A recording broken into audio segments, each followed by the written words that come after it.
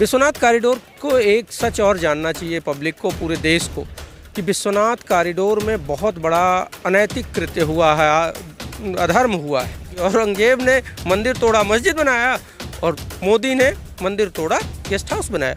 उसे ये बेवकूफ़ बनाना है। गर्भगृह तक आप जूता पहन के चले गए, रेनकोट पहन के उन्होंने गंगा स्नान किया। ये कौन सी आस्था है? आप टिकट देंगे तो मंगला आरती में जाएंगे, नहीं तो आप बाहर रहेंगे। भेद, काली टोपी लाल टोपी, इस पे हम बात करते रहे। आप 100 कुर्सी जुटाने की बात की जा रही है। अरे वो कुछ भी कह दे, अब तक का इतिहास है। यहीं काशी में मेहदीगंज में आए थे, कुर्सियाँ खाली थी। 10 लाख लोगों का बस दावा ही दावा है। पूरे देश से लोग बुलाए जाते हैं। मैं आपको बता दूं, नमस्कार, आप देख रहे हैं फोरम 4। मैं प्रभात अभी पहुंचा हुआ हूं बनारस में, और बनारस में हम बात कर रहे हैं, लोगों से बता रहे हैं बनारस का माहौल क्या है, उत्तर प्रदेश का माहौल क्या है, क्योंकि चुनाव आ गया है नज़दीक। तो इसको देखते हुए हम बात करने वाले हैं। वैभव त्रिपाठी जी हमारे साथ हैं। वैभव त्रिपाठी जी, आपका स्वागत है फोरम 4। धन्यवाद। क्या कहते हैं कि क्या माहौल है इस बार का उत्तर प्रदेश चुनाव को देखते हुए, और क्या कुछ उत्तर प्रदेश का पूरे माहौल है? देखिए, उत्तर प्रदेश में माहौल तो ये है कि गरीब, बेरोज़गारी, बेकारी, महंगाई, इन सभी मुद्दों से दो चार है। सब परेशान हैं। और लेकिन जो आज नैरेटिव गढ़ा जा रहा है वो ये है कि नहीं, हमने मंदिर बनाया, हमने मस्जिद के लिए कुछ ऐसा कर दिया कि मस्जिद दिख नहीं रही है। बता रही है सरकार कि हम हिंदूवादी हैं, लेकिन मुझे ये लगता है कि मानवता बड़ी चीज़ है, ना कि ये धर्म। सनातन सबको समाहित करता है। मैं उस सनातन को मानता हूँ। और बाबा विश्वनाथ की नगरी में आप आए हैं, यहाँ जनता अब यही सोच रहे हैं कि हम क्या करें। क्या हम उस भ्रम में जीते रहें जहाँ की मंदिर हिंदू, मुस्लिम, जाति, वर्ण, रंग भेद, काली टोपी लाल टोपी, इस पे हम बात करते रहें, या हम अपने लिए भविष्य की बात करें? भविष्य की बात यह है कि जब हम रोज़गार नहीं पाएंगे, जब हम महंगाई में बेबसी की जीवन जिएंगे, तो ऐसी स्थिति में हम क्या कर पाएंगे? हमारे बच्चों का भविष्य क्या होगा? तो पूरा उत्तर प्रदेश अब इस बात को लेकर सोचने लगा है। खासकर काशी की बात करें, अभी कुछ दिन पहले एक मेगा इवेंट हुआ था, लेकिन काशी के लोगों का एक बरबसी सवाल है कि काशी के लोगों को मिला क्या? क्या ये बड़े बड़े भवन बना देने से, मंदिर बना देने से क्या काशी की आम जनता की समस्याएं दूर हुई हैं? तो काशी विश्वनाथ कॉरिडोर का उद्घाटन, जैसा कि प्रधानमंत्री मोदी ने करके अभी गए हैं यहाँ से, और आज भी गंगा एक्सप्रेसवे का उद्घाटन हो रहा है। तमाम उद्घाटन, शिलान्यास लगातार हो रहे हैं। क्या ये विकास के रूप में आप नहीं देखते हैं? देखिए, एक चीज़ और है। काशी विश्वनाथ कॉरिडोर में मैं नियमित दर्शनार्थी हूँ, काशी विश्वनाथ सेवक हूँ। मैं रोज़ सुबह 4:30 बजे पहुँचता हूँ बाबा के दरबार में। लेकिन एक बात समझिए कि अगर आप टिकट देंगे तो मंगला आरती में जाएंगे, नहीं तो आप बाहर रहेंगे। पैसे आपको देना पड़ेगा। मैं इसलिए मंगला आरती के बाद जाता हूँ। और इस विश्वनाथ कॉरिडोर से गरीब आदमी को क्या मिला? गरीब जो आस्थावान, बात मंदिर की हो रही है तो आस्था की बात कर ली जाए, सनातन की बात कर ली जाए। जो आस्थावान भक्त है वो आज भी लाइन में है, पहले भी लाइन में खड़ा था, आज भी खड़ा है और कल भी रहेगा। किसके लिए वो व्यवस्थाएं बनाई गई हैं? भगवान बाबा विश्वनाथ के गर्भगृह तक 4 व्हीलर पहुंच जाएगी, और 4 व्हीलर पहुंच जाएगी, और अमीर आदमी बड़े आराम से दर्शन करके निकल लेगा, और उस टाइम पे गरीब आदमी लाइन में खड़ा होगा। तो गरीब आदमी को तो कुछ मिला नहीं। उस दौरान जब बाबा विश्वनाथ कॉरिडोर का उद्घाटन करने आए थे, विश्वनाथ कॉरिडोर को एक सच और जानना चाहिए पब्लिक को, पूरे देश को, कि विश्वनाथ कॉरिडोर में बहुत बड़ा अनैतिक कृत्य हुआ है, अधर्म हुआ है। बहुत सारे काशी खंडोक्त मंदिरों को तोड़ के वहाँ बड़े बड़े भवन बना दिए, गेस्ट हाउस बना दिया गया है। मैं तो ये कहता हूँ कि औरंगजेब ने मंदिर तोड़ा, मस्जिद बना दिया, और हमारे नए शासक ने मंदिर तोड़ के, शिवलिंग तोड़ के, विग्रह तोड़ के वहाँ पे अमीरों, कॉरपोरेट के लिए गेस्ट हाउस बना दिए। तो क्या गेस्ट हाउस में गरीब आदमी जाएगा? क्या हमारी आस्था पे चोट करके आपने जो बड़े बड़े भवन बनाए हैं उससे हमको कुछ फ़ायदा है? ये तो बिल्कुल वैसा ही विकास है कि हमारे माँ बाप अगर अपाहिज हो जाएं तो हम उनको घर में कुरूप, अपाहिज, विकलांग हैं, पैरालाइज हैं, तो वो देखने में अच्छे नहीं लगते हैं, तो हम उनको उठा के अनाथ आश्रम में भेज दें कि हमारे घर की शोभा बढ़ जाएगी। यही दशा हुई है कि वट वृक्ष तोड़ दिया गया, वट वृक्ष को ख़त्म कर दिया गया, उसके ऊपर मार्बल लगा दिया गया। उसका कोई विकल्प है क्या? वट वृक्ष का 6 विनायकों को तोड़ दिया गया, उसका कोई विकल्प है क्या? आदिकाल से काशी खंडोक्त का मतलब ऐसे समझिए कि महर्षि वेदव्यास ने आदिकाल में लाखों वर्ष पूर्व जब स्कंद महापुराण लिखा, उसमें काशी खंड लिखा। उस काशी खंड में जो विग्रहों की जो स्थान बताया गया था वो काशी खंड है। मतलब लाखों वर्ष पूर्व जब लिखा गया, उससे पहले से वो विग्रह और मंदिर थे। उन मंदिरों को तोड़ के आपने हमारा कौन सा आस्था का संरक्षण किया है? विश्वनाथ कॉरिडोर का एक अधिनियम बना था उत्तर प्रदेश सरकार में। अधिनियम ये था कि मंदिरों को संरक्षित किया जाएगा, लेकिन हुआ क्या? मंदिरों को तोड़ के वहाँ ऊंचे ऊंचे भवन बना दिए, गेस्ट हाउस बना दिया। काशी विश्वनाथ परिषद जो न्यास है, न्यास के पास सिर्फ उधर मंदिर वाला हिस्सा है, बाकी हिस्सा तो कॉरपोरेट के हवाले है, गेस्ट हाउस और ये सारा चीज़ें बाहर के लोग। मैं ये कह रहा हूँ कि काशी में इतने बड़े बड़े धर्माचार्य हैं, सबको बाबा विश्वनाथ के उस पर्व में बुलाया गया था और सबको अपमानित किया गया। प्रधानमंत्री मोदी जी आए, रेनकोट पहन के उन्होंने गंगा स्नान किया। ये कौन सी आस्था है? तो आप तो भ्रमित कर रहे हैं, ये कोई आस्था नहीं है, ये बेवकूफ़ बनाना है। गर्भगृह तक आप जूता पहन के चले गए। गंगा जल से जब गंगा स्नान करके हम किसी मंदिर के लिए जाते हैं तो गंगा स्नान के लिए भी जूते पहन के नहीं आते हैं, और गंगा जल लेके हम जूता पहन के जाएं गर्भगृह बाबा तक चढ़ाने के लिए, ये तो बड़ा शर्म की बात है। तो क्या ये यहाँ के लोग इसको मानते हैं? इसमें इस चीज़ को लेकर के गुस्सा भी है लोग? बिल्कुल मानते हैं। जो विश्वनाथ के भक्त हैं, जो शिव भक्त हैं, वो इस चीज़ को लेके बहुत नाराज़ हैं। वो सिर्फ भाट दरबारी जो इस सरकार के अनैतिकतों पे भी वाह वाह वाह वाह करते हैं, उन भाट दरबारियों के अलावा एक आम काशीवासी इस बात को लेके बहुत दुखी है। लेकिन चूंकि हिटलर वाली स्थिति है कि नहीं बोलोगे तो मुकदमे होंगे। साफ सफाई को देखें, 80 घाट जिस तरीके से ये है और आसपास जो एरिया है वो, उस पर क्या कहेंगे? प्रभात जी एक बात बताएं, साफ सफाई आपने कुछ प्राइम लोकेशन पे देखी है? आपको मैं दिखाता हूँ, चलिए कैंट के बहुत सारे क्षेत्र हैं, पक्के महाल में चलिए, वो गलियाँ हैं कचरे बदबू करती गलियाँ हैं। बस वही चीज़ मीडिया दिखा रहा है जो सामने है, वहाँ व्यवस्था करके सफाई कर दी गई। बाकी काशी नहीं है क्या? जो शिवपुरवा है, बजरडीहा है, खोजवा है, ये ऐसी बस्तियां हैं जहां विधायक मंत्री रहा करते हैं, और वहां अगर पानी 10 मिनट बरस जाए तो कीचड़ हो जाता है, घुटनों पानी लग जाता है। सीवर ओवरफ्लो आए दिन होता है, हफ्ते में 2 बार तो ज़रूर होगा।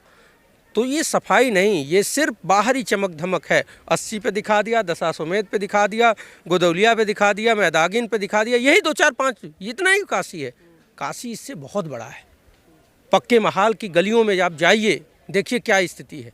अच्छा, जो ये कहा जा रहा है, अब लगातार बयान आ रहा है, प्रवीण तोगड़िया भी अंतर्राष्ट्रीय विश्व हिंदू परिषद जो है वो उसके अध्यक्ष हैं प्रवीण तोगड़िया, वो कह रहे हैं कि काशी में मंदिर बनना चाहिए और इस तरीके की बातें हो रही है। मथुरा में तैयारी चल रही, केशव प्रसाद मौर्य लगातार बयान दे रहे हैं। तो ये सब जो एक चल रहा है मंदिर मस्जिद, इसको आप किस रूप में देखें? देखिए, सरकार कुछ ऐसा काम 5 वर्षों में कर नहीं पाई है। जब कोई काम ही नहीं कर पाए हैं, आपने सिर्फ क्या किया है कि पुरानी जो संपत्तियां हैं गवर्नमेंट की, उसको बेचा है, और आज जीडीपी का लगभग 7% प्रशासनिक व्यय है भारत सरकार का, जबकि ये पूर्ववर्ती सरकार डॉक्टर मनमोहन सिंह की सरकार में 2.4% था। तो यहाँ तो सरकार बस ऐश में गुजर रही है। सरकार माने राजा। पहली बार ऐसा है, लोकतंत्र में राजशाही नहीं थी, लेकिन पहली बार ऐसा हो गया है कि एक व्यक्ति राजा है, उसी के इर्द गिर्द सारी चीज़ें चल रही हैं। तो प्रवीण तोगड़िया जो कह रहे हैं, प्रवीण तोगड़िया सरकार का हिस्सा नहीं है, उनका मत अलग हो सकता है, धर्माचार्य अलग कह सकते हैं, लेकिन सत्ता का कर्म मंदिर मस्जिद नहीं है। नहीं तो डिप्टी सीएम खुद बोल रहे हैं। उनके लिए तो अब आप उनकी पृष्ठभूमि देखेंगे तो कितने मुकदमे हैं, क्या वो मंत्री बनने योग्य हैं? मसला ये ये कहा जा रहा है ना कि आखिर अगर मुकदमे की बात करें तो अजय मिश्रा टेनी है, उनको तो अभी तक गृह राज्य मंत्री बना के रखा गया है। ऐसा है, वही तो कह रहे हैं। एक दौर था वाजपेयी आडवाणी का जो बीत गया, और शायद उसके बाद अब कभी ऐसा न भूतो न भविष्यति। उनके दल में तो पहले से भी ऐसा नहीं था। वाजपेयी जी कहा करते थे हम पार्टी विद डिफरेंस है, तो लोग बड़ा सम्मान भी करते थे, क्योंकि जो कहते थे कमोबेश कुछ चीज़ें वैसी होती भी थी। आज स्थिति है, नैतिकता है ही नहीं इस सरकार में। मतलब बेशर्मी की हद है कि जिसका बेटा उसमें लिप्त है किसानों की हत्या में, उसको गृह राज्य मंत्री बनाया गया है। तो गृह राज्य मंत्री होगा तो जांच कितनी प्रभावित करेगा। एक सप्ताह तक ना कोई एफआईआर हुई, ना गिरफ्तार किया गया, लोग ढूंढ रहे थे। उसके बाद वो आसानी से रेड कारपेट पे टहलता हुआ आया और थाने में बैठ के भाई दबाव पड़ा, तब जाके। मसला ये है कि ये सरकार कुछ भी नहीं कर पाई है, चाहे केशव प्रसाद मौर्य हो, योगी आदित्यनाथ हो, अमित शाह हो। जेपी नड्डा ने तो इतना कह दिया कि नहीं, चाइना ने हमारा 47 लाख वर्ग किलोमीटर, उतनी नहीं, पूरी धरती पर ज़मीन नहीं है, उन्होंने उससे ज़्यादा बता दिया कि चाइना ने हमारा कब्जा कर लिया। तो समझ नहीं है, बुद्धि नहीं है, विवेक नहीं। जनता महंगाई कह रही है, ये लोग मंदिर कह रहे हैं, हिंदू मुस्लिम कह रहे हैं। आप सोचिए, धर्म संसद में जब स्वामी विवेकानंद ने एक बार कहा था कि देखिए भारत धार्मिक रूप से बहुत समृद्ध है, हमको धर्म का ज्ञान न दीजिए इस धर्म संसद में, हमको रोटी चाहिए। भारत गरीब है। आज अगर वो ये बात कह रहे होते तो सारे भाजपाई पुतला फूंक रहे होते। क्यों आपने बेइज्जती कर दी? नहीं, उन्होंने सच बात कही थी। उस दौर में लोग अच्छे होते थे। एक चीज़ और लोग कहते हैं कि भाजपा नहीं तो कौन, विकल्प क्या है? देखिए, विकल्प बहुत बढ़िया क्वेश्चन आपका है ये। देखिए, विकल्प ऐसे होता है कि जब 77 में चुनाव हुआ तो इंदिरा के कद का कोई नेता नहीं था पूरे भारत में। भारत के अंतर्राष्ट्रीय स्तर की नेता थी, लेकिन इंदिरा चुनाव हार गई और विकल्प के रूप में मोरारजी देसाई प्रधानमंत्री बन गए। उसके आगे बढ़ते हैं, 89 में राजीव का कोई विकल्प नहीं था, बावजूद इसके भाई चुनाव कांग्रेस हार गई। उसके बाद आते हैं वाजपेयी के दौर में, फिर वही बात थी कि वाजपेयी जैसा विद्वान व्यक्ति कोई नहीं था, उस कद का नेता कोई नहीं था। वाजपेयी चुनाव 2004 में हार गए। तो ये जनता विकल्प है, और जनता विकल्प बनाती है। जनता ये कह के नहीं बनाती है कि नहीं हम इन्हीं को चुनेंगे। ये तो भ्रम फैलाया जा रहा है, और इसका माइलेज लेने की कोशिश है सत्ता पक्ष का कि नहीं मैं भाजपा नहीं तो कौन। जनता ये मानती है, जनता ये जानती है कि महंगाई यहाँ से। अब आपके तो भाजपा के तो सांसद हैं सुब्रमण्यम स्वामी, उन्होंने एक ट्वीट किया था कि राम के राज्य में 100 रुपये पेट्रोल, सीता के देश नेपाल में 45 रुपया, और रावण के राज्य लंका में 40 रुपये। करिए बर्खास्त अगर वो गलत कह रहे हैं, नहीं तो उनकी बात को मानते हैं तो शर्म कीजिए। आप रेट क्यों नहीं कम कर रहे हैं? आप इस बात को समझिए, 5 किलो राशन देने का मतलब 5 किलो चावल गेहूं दे देने से गरीब की दुश्वारियां बहुत तेज़ी से बढ़ी हैं। 12% आपने कपड़े पे टैक्स लगा दिया। 12% टैक्स होने के बाद प्रधानमंत्री जी 13 तारीख को बनारस आते हैं और 5 ड्रेस बदलते हैं। तो ये हो गया कि राजा के पास सब कुछ है, राजा कुछ भी कर सकता है, अपना बदल सकता है, क्योंकि सत्ता का पैसा है, जनता का टैक्स। भोजन भी किया उन्होंने। वो तो दिखावा है प्रभु, दिखावा है। दलित की बेटियों के साथ रेप होता है, आपके मंत्री होते हैं, 1.5 2 साल तक एफआईआर नहीं लिखी जाती। आप क्या बात कर रहे हैं? निहाल चंद राजस्थान के, इन्हीं की सरकार में मंत्री थे, इनके साथ कैबिनेट मिनिस्टर थे, एनबीडब्ल्यू था उनके खिलाफ, लेकिन नहीं। सेंगर तो आपने तो बलात्कार, अपने नेताओं पे बलात्कार के जो मुकदमे थे उसको हटा दिया। अगर आप इतना ही संजीदा होते, सोचिए सेंगर जिस पीड़िता के लिए आरोपी हैं उसका पूरा परिवार ख़त्म हो गया। ये सत्ता की हनक है। सत्ता उस बलात्कार पीड़ितों को संरक्षण देने की बजाय बलात्कारियों को संरक्षण दे रही है, हत्यारों को। ये कहते हैं कि अपराध मुक्त। अरे कहाँ अपराध मुक्त? आप अगर अपराध की गणना नैतिकता के आधार पे ईमानदारी से करें तो आपकी आधी कैबिनेट खाली हो जाएगी भैया। आपने अपराधियों को चुन चुन के अपने वहाँ टिकट दिया, उनको मंत्री बनाया, विधायक बनाया, एमपी बनाया। अजय मिश्रा टेनी के बारे में क्या कहेंगे? अजय मिश्रा ट्रेनी को तत्काल बर्खास्त करना चाहिए अगर प्रधानमंत्री में जरा भी नैतिकता बची है, तत्काल। क्योंकि जब तक वो गृह राज्य मंत्री हैं जांच तरीके से नहीं हो सकती। अब तो एसआईटी ने कह दिया है कि ये सोची समझी साजिश थी। अब किस लिए रुके हैं? हमको तो शर्म इस बात की आती है कि इस देश के गृह मंत्री लौह पुरुष सरदार वल्लभ भाई पटेल हुआ करते थे, और आज नहीं, आज स्थिति ये है कि अपराधी प्रवृत्ति के लोग, अपराधी पृष्ठभूमि के लोग ऊपर से नीचे तक गृह मंत्रालय संभाल रहे हैं। भाजपा की मंशा होती, भाजपा को तो ये लग रहा है कि जनता है बेवकूफ़, जनता को राम रहीम मंदिर मस्जिद हिंदू मुस्लिम ब्राह्मण क्षत्रिय यादव दलित इसी में उलझा दो, ये इसी में लड़ते रहेंगे। लेकिन जनता इस बार इस बात को सोच रही है कि कोई हमको वापस 2014 से पहले का दिन लौटा दे भाई। पेट्रोलियम पे 18% सेंट्रल एक्साइज होगा, आज 40% के आसपास हो गया है। जनता ये भी चर्चा कर रही है कि यार जब ये उपचुनाव में 2-4 सीटें हार गए तो पेट्रोल 5 रुपये सस्ता हो गया और डीजल 10 रुपये सस्ता हो गया। अगर यूपी चुनाव हार जाएंगे तो फिर से 70 रुपये पेट्रोल हो जाएगा, 50 रुपये डीजल हो जाएगा। तो जनता इसकी बात कर रही है। तो लखनऊ में भी रैली अभी मोदी जी की, तमाम जगह रैली। फ्लॉप शो कैसे फ्लॉप शो कह रहे हो? फ्लॉप शो कुर्सी जुटाने की बात की जा रही है। अरे वो कुछ भी कह दें, अब तक का इतिहास है। यहीं काशी में मेहदीगंज में आए थे, कुर्सियाँ खाली थी। जानते हैं क्या? कपड़ा दिया, कपड़े 4-4 मीटर कपड़े का थान दिया गया लोगों को कि आप कपड़ा लीजिए, सिलवाइए, आइए। 5 लीटर तेल 500 रुपये। इतना करने के बाद मेहदीगंज बनारस में खाली रहेगी सीटें, कुर्सियां खाली थी।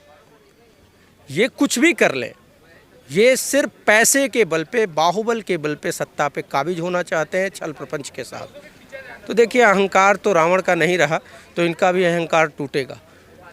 10 लाख लोगों का बस दावा ही दावा है, पूरे देश से लोग बुलाए जाते हैं। मैं आपको बता दूं कि बगल में 2019 के चुनाव के दौरान की बात है, एक रैली छोटे से कस्बे धानापुर में आयोजित की गई थी। वहाँ बंगाल से लेके महाराष्ट्र तक के लोगों को बुलाया गया था। कहा कि बहुत सफल रैली रही। अरे बंगाल पंजाब से लोग आएंगे, महाराष्ट्र से लोग आएंगे तो रैली सफल होगी। आप भीड़ दिखा रहे हैं, मीडिया मैनिपुलेट कर रही। मीडिया काहे नहीं इस बात को कर रही है कि भाई जब $122 कच्चा तेल था, मोदी जी जिस दिन शपथ ले रहे थे तो बनारस में 70 रुपये पेट्रोल था। आज जब $52 कच्चा तेल है और बीच में तो $35 तक गया था, तो क्यों 100 रुपये तक पेट्रोल पहुंच गया? ये मीडिया का सवाल है। मीडिया चौथा स्तंभ है, तो मीडिया को इस बात को उठाना चाहिए। तो मीडिया भी आज जनता के साथ छल कर रही। जो मेन स्ट्रीम मीडिया है, जो कॉरपोरेट के हाथ की कठपुतली हो गई है, सरकार के हाथों बिक गई है, वो सवाल ही नहीं उठा रहे। तो गरीब तो एकदम बिल्कुल वैसे ही हो गया है अंग्रेज़ों के ज़माने में जैसा होता था। कोई सुनने वाला नहीं था। जो आवाज़ उठाते थे उनके खिलाफ मुकदमे होते थे। वो आवाज़ कौन उठाते थे? कांग्रेसी उठाते थे। वो आवाज़ कौन उठाते थे? क्रांतिकारी उठाते थे। और लोगों के तरफ ये जो वो करते थे, मुखबिरी कौन करता था? संघ के लोग करते थे। क्या कांग्रेस का उत्तर प्रदेश में इस बार है कुछ? देखिए, कांग्रेस का तो जनता के अंदर एक संदेश है कि कांग्रेस ने किसानों की सोची, कांग्रेस ने मजदूरों की सोची। मनरेगा जैसी स्कीम है, 72,000 करोड़ कांग्रेस ने केंद्र में रहते हुए कर्ज माफ़ किया। कांग्रेस की सरकार छत्तीसगढ़ में है, 2500 रुपये क्विंटल वहाँ धान बिकता है। 2500 रुपये क्विंटल जब उन्होंने ख़रीदना शुरू किया तो मोदी ने FCI को कहा कि ना, उनका धान न उठाना। तो उसके बाद उन्होंने इनपुट कॉस्ट में प्रति एकड़ के हिसाब से 9,000 रुपये देना शुरू कर दिया। वहाँ 2500 रुपये पर क्विंटल का धान का रेट हो जाता है। कांग्रेस की ये देन है, कांग्रेस ही करती है। वही कांग्रेस की घोषणा है कि यूपी में अगर हम सत्ता में आते हैं तो 2500 रुपये क्विंटल हम धान और गेहूँ और 400 रुपये क्विंटल गन्ना खरीदेंगे। तो बात साफ है, कांग्रेस ने जो कहा है वो किया है। तो मुझे लगता है कि कांग्रेस विकल्प है, जनता विकल्प बनाएगी। कांग्रेस के पक्ष में जाता है, लेकिन मूल जो बात है वो ये है कि ये लोग हटने चाहिए, क्योंकि ये झूठ भी बोलते हैं, ये छल भी करते हैं, ये अपराध भी फैला रहे हैं। इनकी स्थिति तो ये हो गई है भैया कि मंदिर तोड़ दिया, किसी को बोलने तक नहीं दिया। सबसे बड़ी विडंबना काशी के लिए तो ये है कि औरंगजेब जब मंदिर तोड़ रहा था तो कुछ जिंदा नस्लें थीं जो लड़ी और मर गईं उस विरोध में, लेकिन आज क्या हो गया है, भय व्याप्त है। आज मंदिर तोड़ तोड़ के गेस्ट हाउस बनाए जा रहे हैं, होटल बनाए जा रहे हैं। वही तो मैं कह रहा हूँ कि औरंगजेब ने मंदिर तोड़ा, मस्जिद बनाया, और मोदी ने मंदिर तोड़ा, गेस्ट हाउस बनाया। उससे जनता को क्या मिला? वहाँ उस गेस्ट हाउस में कौन गरीब जाकर रह सकता है? नीरा राडिया को अलॉटमेंट होता है उसका। भाई आप इस बात को समझिए, नीरा राडिया करप्टेड आदमी है। इस पूरे विश्वनाथ कॉरिडोर के प्रबंधन का जिम्मा किसको मिला? यूके की एक बैंकरप्ट बदनाम भ्रष्ट कंपनी को दिया गया उसका जिम्मा। काशी के लोग नहीं हैं क्या? मैं तो ये कहता हूँ कि जो धर्म की सत्ता है वो अलग सत्ता है, और जो ये सत्ता है वो अलग है, राजनीतिक सत्ता। तो सरकार को राजनीतिक सत्ता और देश की चिंता करनी चाहिए। धर्म की सत्ता चलाने के लिए 4 पीठें हैं हमारी, वो चला लेंगे, लेकिन यहाँ स्थिति ये है कि इन्होंने कुछ किया ही नहीं है। इस वजह से ये सोच रहे हैं कि हम करें क्या, ये बात है। कितनी सीटें आ जाएंगी भाजपा की, या फिर? देखिए ये 100 के आसपास, मुझे नहीं लगता कि 100 से ऊपर आगे बढ़ पाएंगी भाजपा, और विकल्प जनता तय करेगी। ये कहना कि कौन आएगा क्या आएगा, ये बेमतलब की बातें, हाइपोथेटिकल क्वेश्चन है। ऐसा है कि जनता विकल्प बना देती है। इंदिरा को हराया, राजीव को हराया, वाजपेयी को हराया, और जिस जनता ने मनमोहन सिंह की सरकार को हराया वो मोदी को भी हराएगी, क्योंकि जनता इस बात को समझ रही है कि अगर आज हम न सुधरे तो हमारी आने वाली नस्लें बर्बाद हो जाएंगी। अब आप इस बात को बताइए ना, रेलवे, एयर इंडिया, ये सारे बेचने से क्या फ़ायदा मिल रहा है? सरकार के पास सरकारी नौकरी नहीं। यूपी की सरकार बेरोजगार इतना त्रस्त है, 14-15 वैकेंसियाँ लटकी पड़ी हैं 2017 से, पेपर लीक कट। ये तो ये लगता है, जैसा लिंक भी पता चला है कि नहीं, भाजपा के एक विधायक के भाई, और वो साफ है बात। हमको तो लगता है ये जानबूझ के जालसाजी की जाती है कि सरकार को नौकरी ना देनी पड़े, लीक करो, इसी मामले टलता रहे और पब्लिक बेवकूफ़ बने। तो युवा रोजगार मांग रहा है, किसान अपना अधिकार मांग रहा है, महंगाई से जनता त्रस्त है, और इसी के खिलाफ वोट करेगी। धन्यवाद। खबरों में बने रहने के लिए फोरम 4 को सब्सक्राइब करें और नोटिफिकेशन पाने के लिए बेल आइकन दबाएं।